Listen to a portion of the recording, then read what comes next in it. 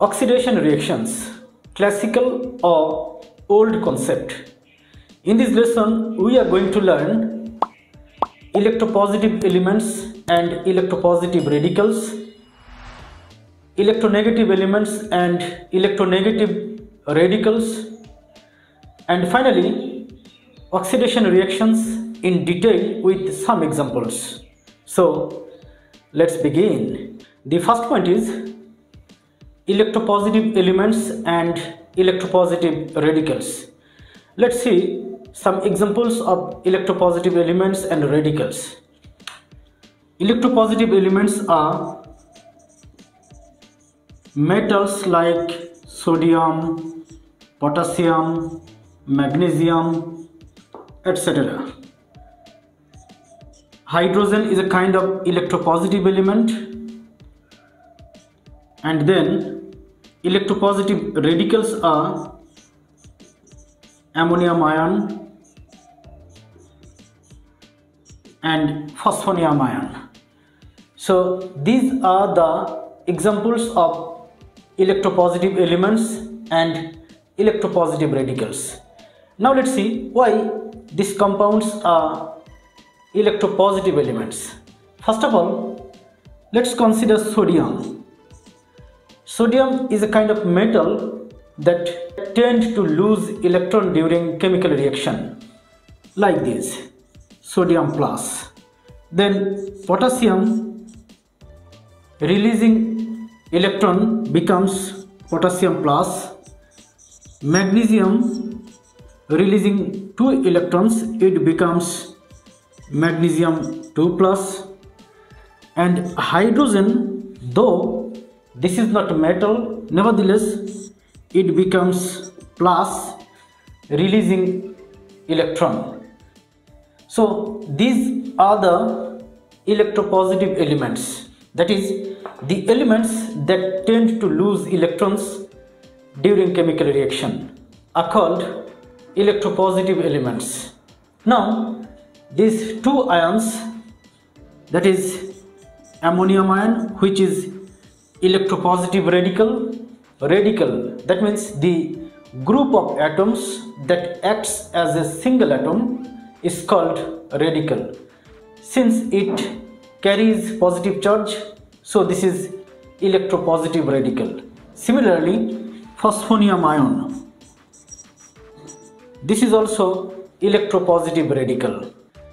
Let's see the next point. Now the point is electronegative elements and electronegative radicals. Let's see what are electronegative elements and radicals first. Oxygen is a kind of electronegative element, then chlorine, and electronegative radicals are nitrate, sulfate, etc. So these are the examples of electronegative elements and electronegative radicals. Now let's see why these are electronegative elements. During chemical reaction, oxygen typically accepts electrons and becomes oxygen 2 minus. Chlorine gaining 1 electron becomes chlorine minus, that means chloride ion. This is oxygen 2 minus ion. So these are the elements that tend to gain electrons during chemical reactions. That is why these elements are called electronegative elements. And these radicals with negative charge, nitrate ion, this is sulfate ion. So the radicals with negative charge are called electronegative radicals. So we learned electropositive elements and electropositive radicals and electronegative elements and electronegative radicals. Let's see the next point. Now the point is oxidation reactions in detail. The word oxidation means increase, and the reactions that involve addition of oxygen or addition of electronegative elements or addition of electronegative radicals to an element or compound, or removal of hydrogen or removal of electropositive radical from a compound. These reactions are called oxidation reactions. Simply, if any one of the items happen in a chemical reaction, that reaction is called oxidation reaction.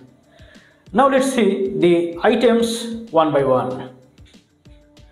The first item is addition of oxygen to an element or compound. The reaction in which addition of oxygen happens is called oxidation reaction. Let's see one example. When carbon is burnt with oxygen, then carbon dioxide is formed. In this reaction, oxygen is added to carbon, and after that carbon dioxide is formed. So in this reaction, addition of oxygen happens. So according to the definition, this is a kind of oxidation reaction. And in this reaction, here the valency of carbon is 0 and here the valency of carbon is 4. So this is the increase of valency. That means oxidation meaning is increase. Another reaction is when sulfur dioxide is added to oxygen, then sulfur trioxide is formed. In this reaction, this oxygen is added to sulfur dioxide and sulfur trioxide is formed. So these two reactions where addition of oxygen happen. So these two reactions are called oxidation reaction. Here the valency of sulfur is here 4 and here the valency of sulfur is 6. So valency is increased. The meaning of the term oxidation, that is increase. Let's see the second item. Addition of electronegative element. That means the reaction in which electronegative element is added to a compound, then the reaction is oxidation reaction. Let's see one example. When ferrous chloride is treated with chlorine, then ferric chloride is formed. Here this electronegative element is added to this compound, and here the valency of iron is 2 and here the valency of iron is 3. That means valency is increasing. That means oxidation is happening here. So the reaction in which electronegative element is added to a compound, that reaction is called oxidation reaction. Let's see the next item. Addition of electronegative radical. When zinc is added to sulfuric acid, then zinc sulfate and hydrogen gas are produced. Here the negative radical is sulfate, that is added to zinc, and then zinc sulfate is formed. So this is the reaction where addition of electronegative radical happens. So it's a kind of oxidation reaction. Let's see another example, that is when ferrous sulfate is added to sulfuric acid in presence of hydrogen peroxide, then ferrous sulfate turns into ferric sulfate.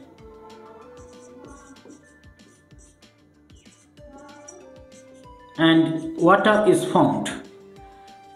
Here the negative radical sulfate is added to ferrous sulfate. Then ferrous sulfate turns into ferric sulfate. Here the valency of iron is 2, here the valency of iron is 3. In this case, valency of zinc is 0 and here valency of zinc is 2. So valency is increased in oxidation reaction. Let's see next item. Removal of hydrogen. That means the reaction in which removal of hydrogen happens, that is called oxidation reaction. Let's see one example. When hydrogen sulfide is treated with chlorine, then sulfur and hydrogen chloride gas is formed. From this compound, sulfur is formed. That means removal of hydrogen happens. So the reaction where removal of hydrogen happens, this is a kind of oxidation reaction. In this compound, the valency of sulfur is -2 and here the valency of sulfur is 0. So this is the kind of increase of valency from -2 to 0. So it's a kind of oxidation reaction. Now removal of electropositive element. Let's see one example. When potassium iodide is treated with hydrogen peroxide, then iodine and potassium hydroxide are formed. Here potassium iodide is converted to iodine after the removal of electropositive element, that means potassium. So it's a kind of oxidation reaction. Here the valency of iodine is -1 and here the valency of iodine is 0. So this is increase of valency. So it's a kind of oxidation reaction. Let's see another example, that is when potassium ferrocyanide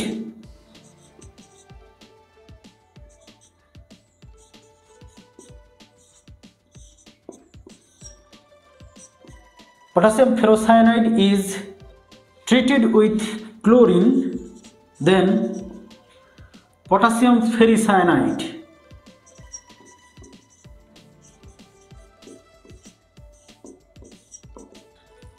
This is potassium ferrocyanide and this is potassium ferricyanide, where removal of electropositive element happens. In this reaction we see one potassium is removed, K4, here K3. So after the removal of electropositive element, this reaction proceeds. So here removal of electropositive element happens. So it's a kind of oxidation reaction as well. Now let's summarize the oxidation reactions. The reactions that involve addition of oxygen or electronegative element or electronegative radical to an element or a compound, and removal of hydrogen or electropositive element, these kinds of reactions are called oxidation reactions. Now today, thank you very much.